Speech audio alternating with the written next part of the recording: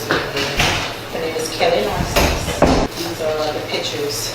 She says that Alan, Sam, her mom, she calls him Dad, her mom's boyfriend, here,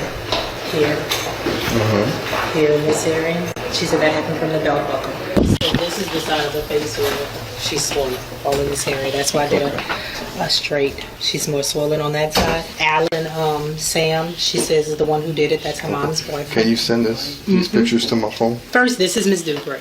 She's the principal. Y'all met already. Oh, I met him already. Yeah. This is Miss Bonello from the school district. So Kelly complained that she wasn't feeling well. She disclosed this information to one of our staff members here. She stated that, I don't know if it happened this weekend, but the incident occurred. Yes, it was this weekend.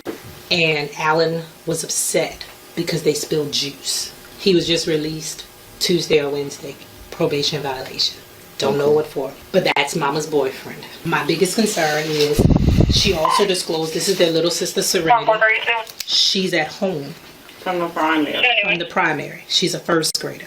Kelly stated that Serenity's eye is shut. She has a black eye and it's shut because he beat them. Now the brother, he's going to deny it. He's a student here as well. He protects her. Kelly said he was shoved against the door or the wall or something. So he might have a bruise on his back. We had called home initially because she was in pain, but her face, I mean, it's swollen, but one side you can see, I don't know if that's where he choked her per se. It's like swollen, much larger. Like it's not even, the same size. And the child is very thin.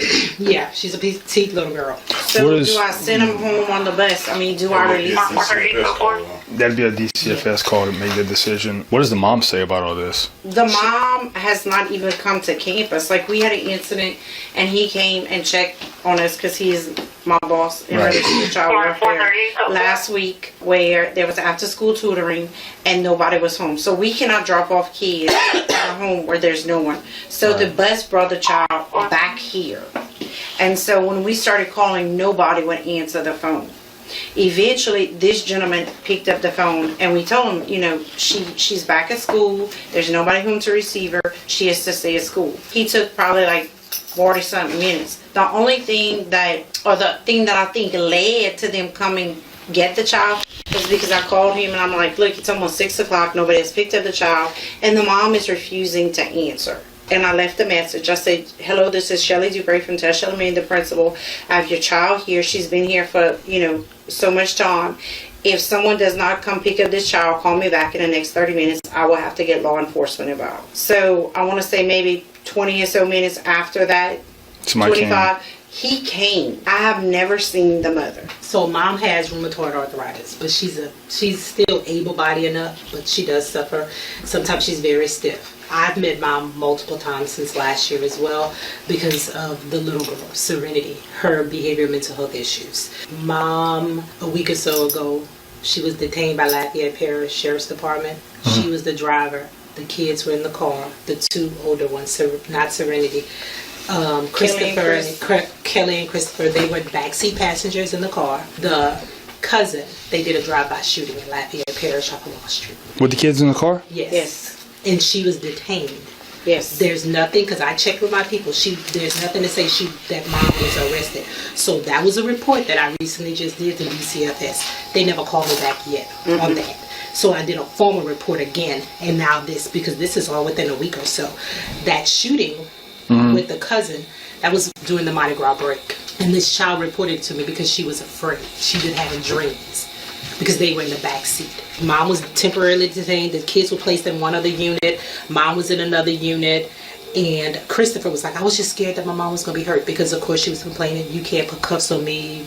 I have arthritis, that kind of thing. They were released to leave with grandmother. They left the police station, the children did. But the children also, she disclosed to me that they were told to sit on the when they got stopped. I put all that in my report. So this happened over the Mardi Gras break. Now, Alan was still incarcerated at that time. But I don't know who this cousin is because they use nicknames. I don't know who these people are, but mother was the driver of this car. So he got out a week later.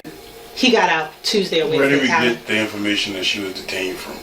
the child. They might have just stopped him and questioned him. No, they were taken to the police station. The police station? No, they were taken to the police station. The children were driven in a different car. She was traumatized by this. And then Christopher also confirmed the information. Part of it was the mom's car is quite recognizable. It's red. I forget the LaCrosse. and I saw it on the news. I said, "Is that them?" Because I saw it on Lafayette Parish. I said, "Is this?"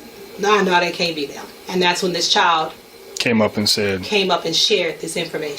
what I'm So I gonna don't know do? what you could be walking into, but I need some guidance in relation to, either from y'all or them about these children.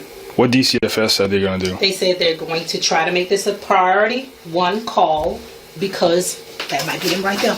Yes, hello. There was supposed to be someone that went to that address as well. We have the DA that we report to as well in relation to different circumstances of children. So she was supposed to be contacting. Ms. Natalie Spencer with the I mayor's will office with the DA. I think I still have. Yeah, let me go get out the car. Okay, so do I call the ambulance? In order. She's a nurse practitioner. She's one who she has to do. It's an at-home perpetrator. Yeah, That's the what it is. perpetrator is at home Yeah. with the child So who we're not gonna has. send a perpetrator to No. the hospital. No. we're not gonna do Okay, that. so he's telling me I need to call the police and I need to ride with her to. We already called the police. No, Go I'm ahead. sorry, Yeah. the ambulance. Oh, yeah. I already got taken care We of. got a call. You have to contact Already the did. parent that she's going to the hospital. Oh, so we have to let them know. Well, that's what I'm with gonna the say. child that's already there with a black eye that's closed. That's I still at know. home. You see, I have to call the ambulance because of the medical issue I know and the that. liability. Okay, Right. hold on a second. So what we're Okay. gonna do is, when DCFS gets over here, DCFS can take over with the child. You'll be there to state. They can contact the judge. We can tell them the circumstances, the severity of the circumstances, and they can be immediately ordered to the state by a judge, like an emergency. yes. And then we're gonna handle the criminal aspect of And we'll handle the criminal aspect. Hey, Okay, What happened? but I need to bring this child to the hospital right away from what the nurse Okay. practitioner So- is telling me. So we got So I need children. to, so if you have that, then I'll have the medical Nurse side. practitioner said So I'm gonna call 911 to bring me an suffering some ambulance. type of, We already got Head that covered. head trauma, possible bleeding in the brain, which you don't know, neck injuries. So I have a kid coming over here. DCFS needs to get here so they can possibly get the child ward and do emergency ward to the state. There's 3 kids involved, 2 girls, 1 boy. One of the girls that's injured is here at school at Tesh Elementary. The other one. The other one is at home apparently with a black eye, a shut eye. Everybody that's coming is coming into play right now. Okay. Caseworker's on her way. Yes. Juvenile detective is coming. She's Okay. going to assist us with the case. Okay. We're not taking over it, but we're going to take the case. Yeah. We just want to make sure we get the kids out. Yeah. And DCFS is most likely going to go to the house, obtain the other child, and we're going to be there.